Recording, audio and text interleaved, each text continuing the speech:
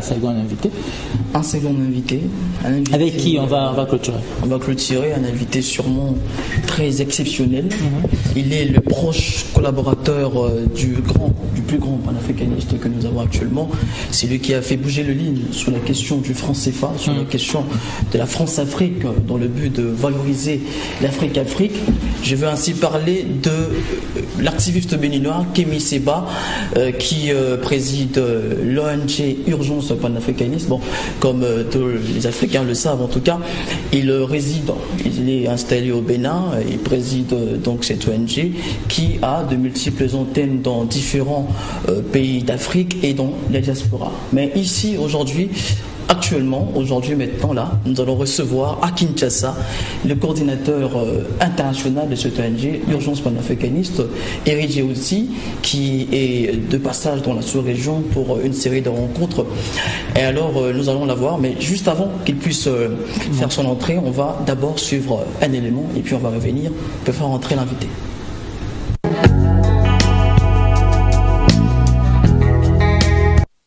Donc là, vous venez de suivre cet élément du combat panafricaniste qui a commencé dans la diaspora et qui est en train de poursuivre sa cheminée en Afrique.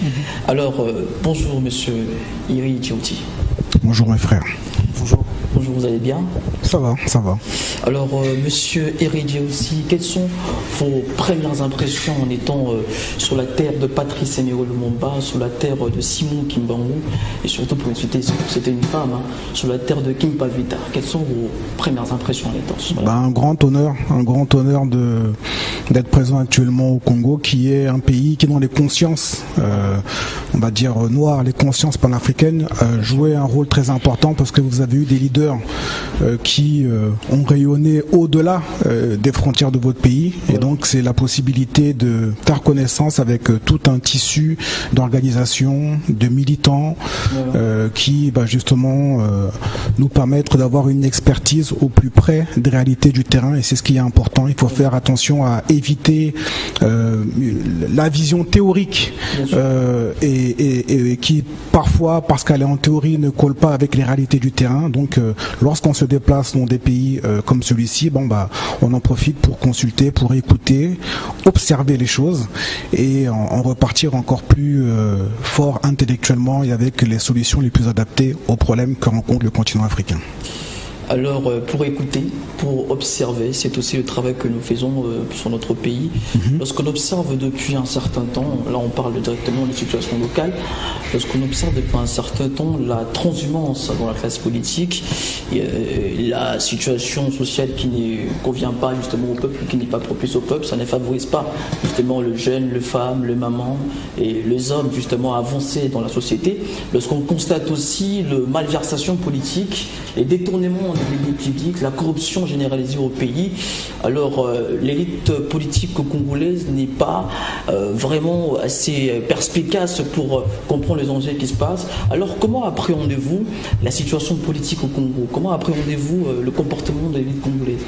Déjà, je pense qu'il faut faire preuve d'humilité. Je suis un citoyen camerounais qui appartient à une organisation Urgence panafricaniste fondée par Kémy Séba. Je me vois mal porter un jugement moral sur les Congolais. Et puis, je pense aussi qu'il faut éviter de penser que les problèmes concernent uniquement le Congo. J'ai la possibilité, à travers les activités, donc de pouvoir sillonner un maximum de pays africains, et les problématiques de malgouvernance, d'impunité, de corruption sont aussi présentes dans d'autres pays. Vous comprenez? Et il faut toujours essayer d'être mesuré et de pas voir le verre uniquement à moitié vide, mais aussi partiellement plein. Donc je pense que de ce que je peux constater en écoutant les camarades, Filimbi, Lucha, les Voix des Sans-Voix, enfin toutes ces associations de terrain qui font un travail extraordinaire. Je pense qu'il faut le rappeler, on le souligne pas assez. Je pense qu'il y a un problème d'impunité. allons directement dans le vif du sujet. Quand on voit ce qui se passe dans la partie est du pays, vous avez des gens qui ont enquêté, ce fameux rapport Mapping qui a eu 10 ans. On a enquêté, on a interrogé des gens de la société civile congolaise, des gens à l'international, des victimes ont témoigné, et on a l'impression que derrière, la justice ne suit pas. Donc il y a des gens qui se sont rendus responsables d'infractions, de crimes, de génocide, et qui sont le plus tranquillement du monde en train de vaguer à leurs occupations, de voyager sans être inquiétés.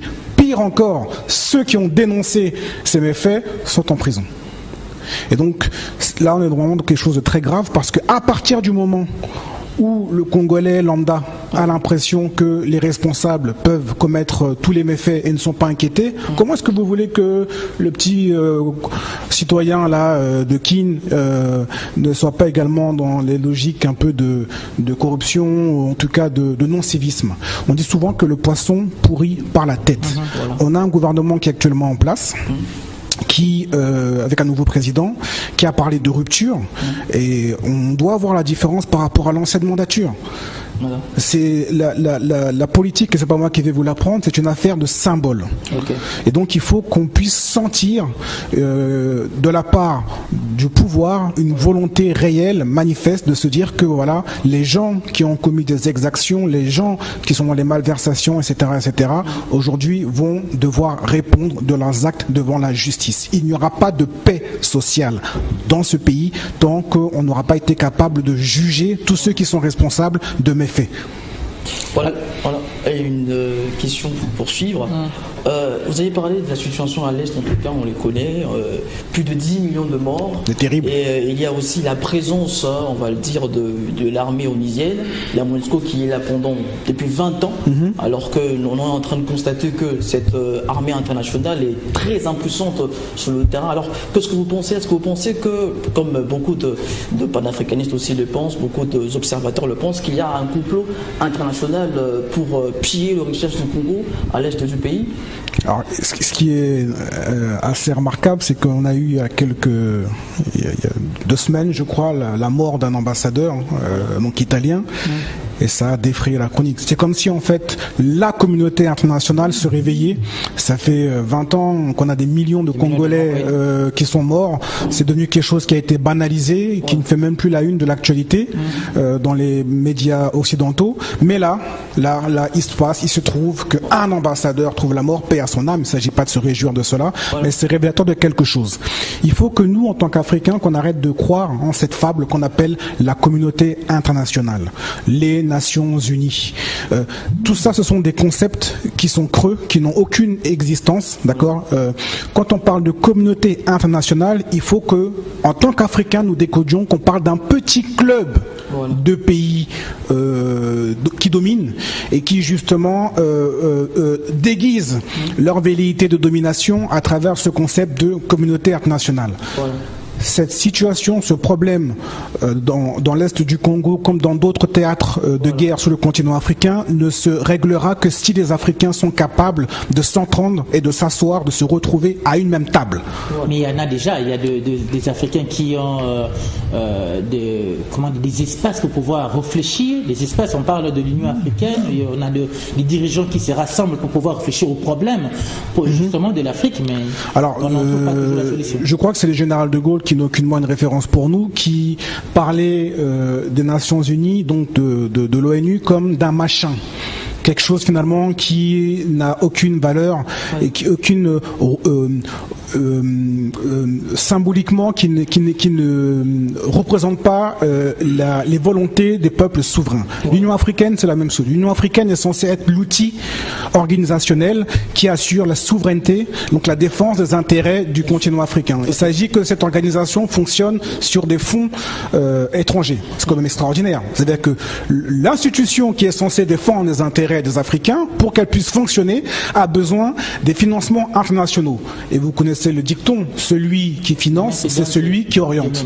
Donc à partir de là, il n'y aura jamais de règlement de cette question au niveau international, Parce que ce qui se passe dans l'Est du Congo, ce n'est pas qu'une histoire d'Africains, il y a des intérêts qui dépassent le Burundi, le Rwanda, l'Ouganda, qui dépassent même ces pays, et derrière, au-dessus, on sait qu'il y a un problème avec certaines multinationales occidentales. Donc on est dans une espèce de jeu de scène avec des rôles et des gens qui passent leur temps à nous dire qu'ils veulent la stabilité, qu'ils veulent la paix, mais qui ne se donnent pas les moyens de cette paix. Voilà. La finalité est laquelle? C'est que ce sont les Africains qui doivent se retrouver à une même table.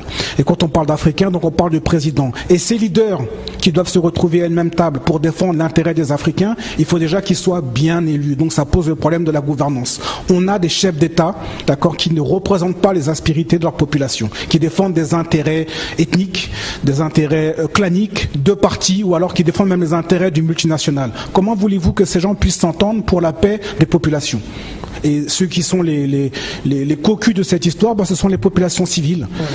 Et donc du coup, il faut reprendre le problème de manière différente. Il faut déjà qu'au niveau ici, au niveau du pays, au niveau du Congo, que le pouvoir politique fasse ce qu'il doit faire, d'accord, qu'il réhabilite des gens qui font un travail énorme de terrain, comme le docteur Mukwege, votre prix Nobel. L'Afrique a un prix Nobel de la paix. C'est comme si dans son propre pays, il était quasiment négligé. C'est une honte.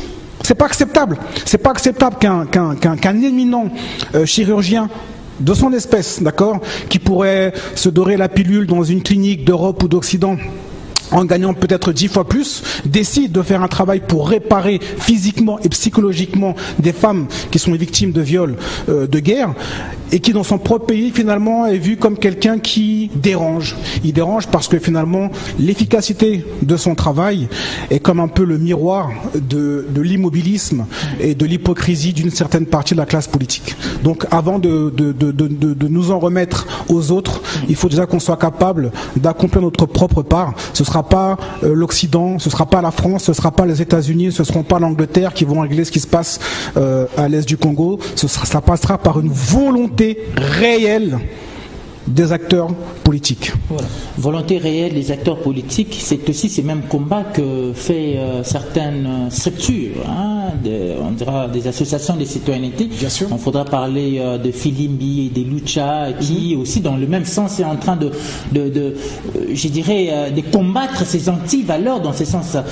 Vous, dans votre structure, l'ONG L'Urgence panafricaniste, comment voyez-vous les actions ou encore les activités qui mènent la Lucha et les Filimbi dans ces camps?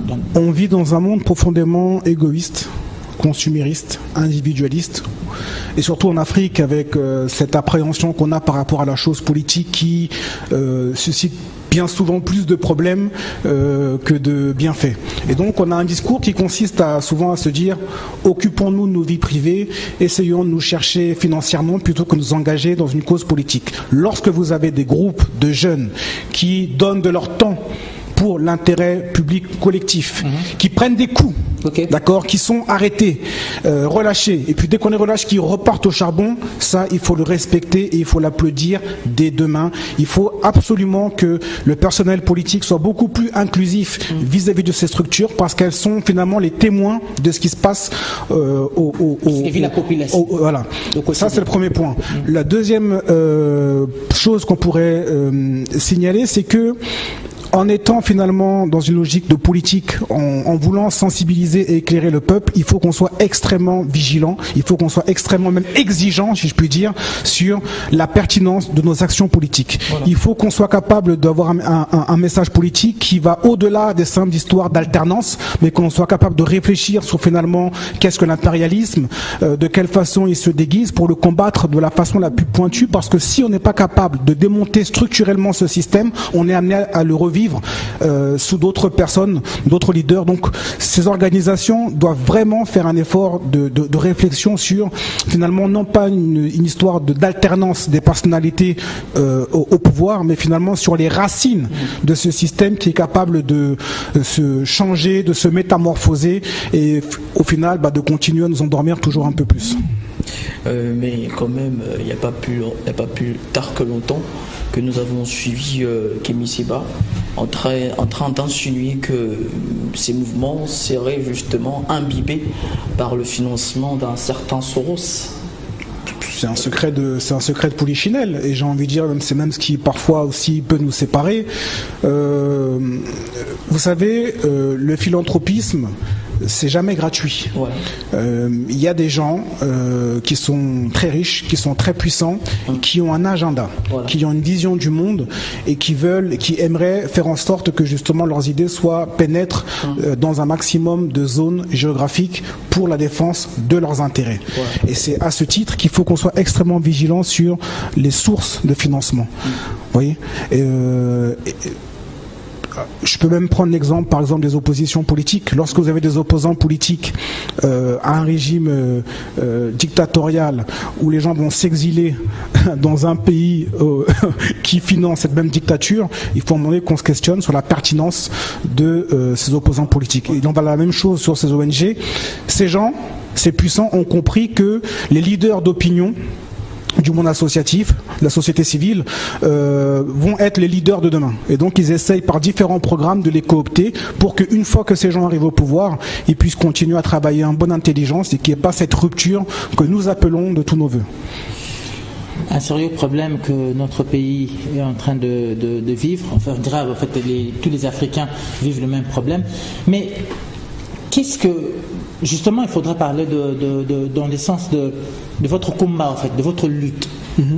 L'ONG, l'Urgence panafricaine, veut clairement quoi par rapport aux Africains? Parce qu'apparemment, à vous comprendre, au niveau des dirigeants africains, moi je dis qu'ils se réunissent pour pouvoir, justement, c'était ça l'idée, ils se réunissent pour pouvoir trouver les solutions aux problèmes que vivent leur population. Mais au-delà de ça, il y a toujours les problèmes au niveau de sécurité. On a parlé de sécurité dans différentes nations africaines qui continuent à prendre de l'ampleur. N'en parlons pas à l'est de la République démocratique du Congo qui continue à prendre des formes vraiment inquiétantes. Mais l'ONG, l'Urgence panafricaine, veut vraiment apporter quoi dans la population africaine? Vous savez, si les problèmes persistent, c'est peut-être parce que le traitement qui est appliqué sur ces problèmes n'est pas suffisamment bon, n'est pas assez efficace. Et si ce traitement n'est pas efficace, c'est peut-être qu'on n'a pas fait assez d'inclusion. Vous savez, le pouvoir politique doit arrêter de regarder cette société civile avec condescendance ou avec peur. Je pense que les hommes de terrain, ceux qui font l'expertise des problèmes, des problématiques, normalement doivent avoir leur voix au chapitre. Okay. On va être très clair. Actuellement, l'Union africaine, le président en exercice, c'est le président de la République, Félix Tshisekedi. L'Union africaine jouit d'un déficit de représentativité. On a l'impression que c'est une espèce de club de dictateurs qui finalement ne fait pas remonter les volontés des populations. Okay. Il y a des aménagements structurels à mettre en place. C'est l'occasion justement d'écouter la voix du peuple, d'écouter les organisations de la société civile pour que justement on puisse apporter nos solutions, un autre regard. Et c'est de cette façon en étant dans l'interaction, en étant dans l'échange, qu'on arrive à trouver des solutions aux problèmes. Il faut qu'on prenne vraiment le réflexe et qu'on se le dise une bonne fois pour toutes, il n'y aura pas de salut en Afrique venant de l'extérieur. Les problèmes se régleront entre nous. On parle souvent de la concorde, de l'arbre à pas l'arbre. C'est une tradition qui est en nous, ancestrale. Il faut qu'on puisse se regrouper, qu'on puisse s'écouter et que la parole se libère naturellement. Lorsque vous allez, je sais pas, dans un groupe psychologique pour anciens alcooliques, la parole va se libérer lorsqu'ils seront entre eux. C'est là qu'ils vont exprimer ce qui les a conduits, je sais pas, à ce type d'addiction. Et ils trouveront des solutions et il y aura comme une sorte de désinhibition pour s'exprimer. Et ben c'est la même chose. Tant qu'on aura des gens extérieurs à nos pays qui ont une responsabilité en plus dans nos instances de règlement de conflit, on n'ira nulle part. Donc il faut que justement on puisse écouter cette société civile qui est porteuse d'enseignements, qui est porteuse de solutions. Alors, Monsieur Eri Djawouti, au niveau local, les activités de l'ONG Urgence panafricaniste s'articulent autour de quels axes? Alors, l'ONG Urgence panafricaniste compte différentes antennes, que ce soit sur le continent africain qu'également au niveau de la diaspora. Ouais. Au niveau du Congo, on a le frère Sada Musumba qui justement est en train de faire un travail de interconnexion avec les différentes organisations de la société civile congolaise. Il a pris part à différentes mobilisations qui sont tenues sur la rue, sur la question de l'Est, sur la question également des déchets. Il y avait le camarade précédemment qui parlait du problème de traitement des déchets et donc il y avait une marche qui avait été faite en ce sens. Il y a des actions caritatives qui sont menées. Je sais qu'ils ont travaillé à la réfection d'un orphelinat. Quand il y a eu la période qui est toujours en cours, de la crise du Covid, on a organisé des distributions de kits sanitaires et alimentaires. Et je sais que ce samedi, je vends un peu la mèche, mais on sera dans un centre médical pour faire une distribution de produits médicaux à titre gracieux. Justement, parlons du problème de Congolais, parlant de ces actions que l'URPANAF, bien sûr, qui est en train de mener ici localement à Kinshasa. Est-ce qu'il y a encore, au-delà de ces faits, y a-t-il encore d'autres choses qui sont envisagées? Vous savez, c'est une action quotidienne. J'ai défini les différents axes. Il y a un volet politique et puis il y a un volet caritatif. L'objectif, en fait, c'est de se dire que, on dit souvent, l'État ne fait rien pour nous, l'État ne fait pas ci, il devrait... La consigne qui est donnée par le président de l'ONG Kémy Séba, c'est de faire en sorte que chacun au niveau local, dans les différentes antennes, puisse être un acteur, puisse sonder les besoins au niveau local et agir. Lorsque les frères nous disent je sais que dans tel orphelinat il manque de tel produit, ils vont s'organiser pour assurer une distribution de sacs de riz. Lorsque dans tel hôpital il y a une devanture avec une peinture qui déjà est caillée et qui a moyen de donner un coup de neuf, ils vont prendre contact avec le responsable du centre médical et puis ils vont mettre un coup de peinture. Je pense que c'est ces actions répétées sur le terrain qui sont extrêmement importantes parce qu'on doit on doit sortir de la simple posture de sensibilisation politique.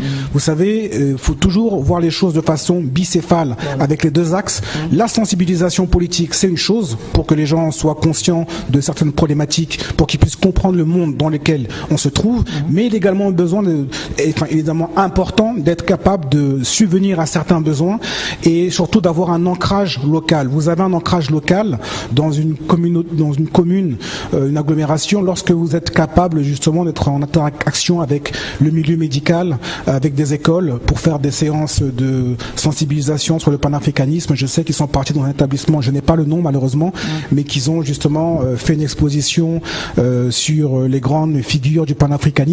Je sais qu'il y a quelque chose qui se prépare dans le cadre du centenaire de l'église kimbongiste. Donc voilà, c'est des choses qui se font régulièrement, mais la consigne vraiment donnée par Kémy Séba, c'est soyez au plus près des réalités locales. Voilà.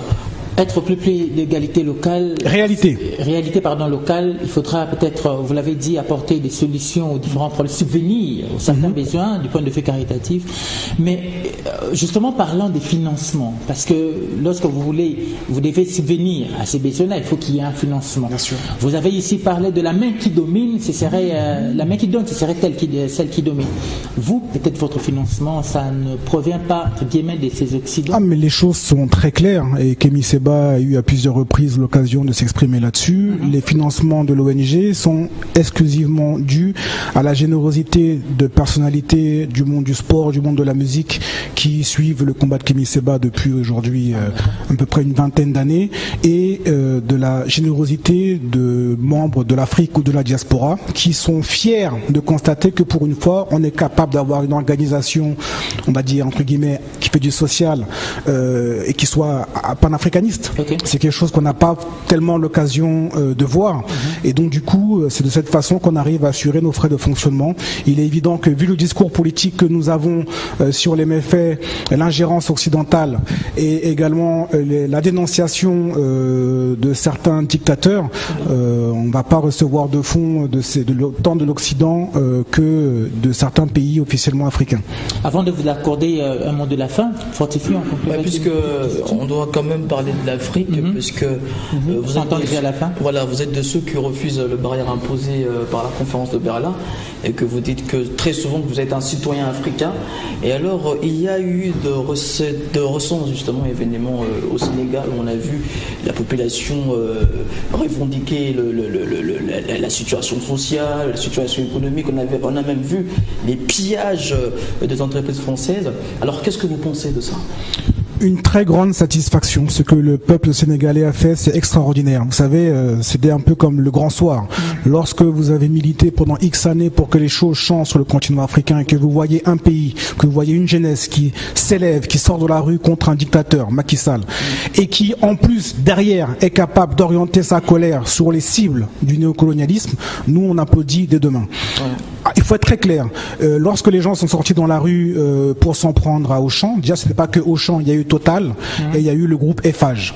Il y a eu une maturité politique du Sénégalais, d'accord, qui a compris que Macky Sall est au pouvoir et soutenu grâce à l'appui de la France. Okay. Et donc, en s'en prenant à ses intérêts, aux intérêts français, c'est un avertissement, voilà, d'accord, qui est lancé aux Français pour leur dire nous ne sommes pas dupes de ce qui est en train de se passer. Voilà. On nous a dit oui, mais en brûlant les magasins à Auchan embauche les Sénégalais, c'est la naïveté politique. Auchan est un groupe qui est en train de tuer le commerce de proximité. Voilà. Le commerce de proximité a une place fondamentale dans nos sociétés africaines. Ils sont en train de tuer le commerce de proximité en cassant les prix. Ils cassent les prix pour faire un appel d'air, pour tuer le commerce de proximité. Et une fois qu'il n'y aura plus ce tissu économique local, vous verrez qu'ils auront le monopole et les prix repartiront à la hausse. Donc du coup, le gouvernement sénégalais, s'il devait être juste et équitable, il aurait dû permettre l'implantation de magasins comme Auchan, mais également réfléchir à la mise en place de coopératives alimentaires, commerciales, pour que justement on puisse avoir une chaîne de commerçants sénégalais qui puissent concurrencer ces groupes, ce que fait un Kémy Séba en lançant le 3 avril à Cotonou un autre centre commercial qui justement fera la part belle aux produits qui sont issus de la production locale. Un dernier mot, un mot de la fin par rapport à cette émission. Et puisque vous êtes ici... Excusez-moi, et surtout, force à Guy-Marius Sana, force à Thiat du collectif Y en a marre, force également à tous ceux qui sont encore actuellement arrêtés et ceux qui ont perdu la vie. On croit qu'on parle de 15 morts au Sénégal, et j'élargis ça à tous les combattants des différents pays qui sont arrêtés, qui sont emprisonnés juste pour délit d'opinion politique. Alors j'étais en train de vous accorder un mot de la fin par rapport à cette émission, cette tranche d'animation des Journées 24, et aussi un mot à tous les Congolais que nous allons essayer de relayer à la jeunesse africaine par rapport à ça. Bah, écoutez,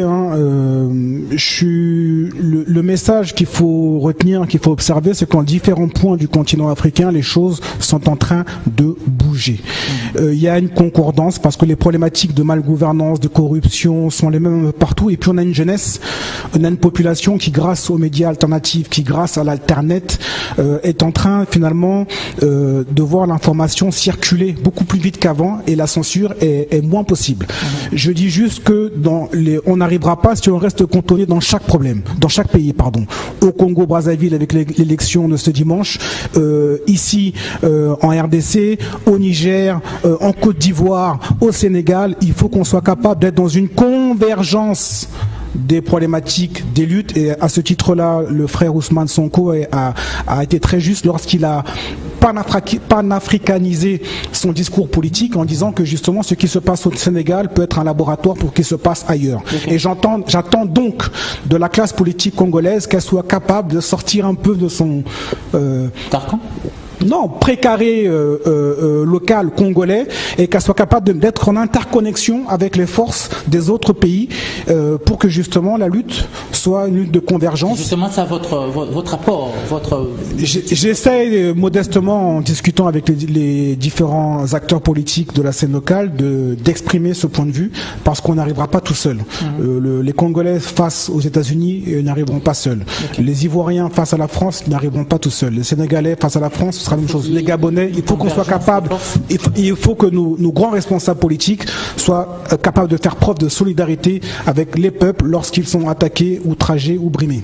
Merci. C'est moi qui vous remercie. Djéouti. Merci à Fortefille. Merci. Un dernier message, on va lire. Bonjour Kin24, je suis Joseph depuis la ville de Kindu. Je vous suis 5 sur 5. Donc, Monsieur Joseph depuis la ville de Kindu nous a suivi 5 sur 5. Merci surtout à vous, fidèles et téléspectateurs, parce que nous avons été là pour vous. Pendant ces 80 minutes, nous avons essayé d'échanger. Merci à l'équipe qui nous a accompagnés. Merci à nos invités, M. Djéouti. Merci aussi à M. Fiston Zamoubé. Merci à Tipela Soutete qui a assuré la prise de vue. Et merci au réalisateur de cette antenne matinale, Dadi Gambi. Nous allons nous retrouver très prochainement avec le même plaisir. Portez-vous bien, un bon suite de programme sur nos antennes. Au revoir.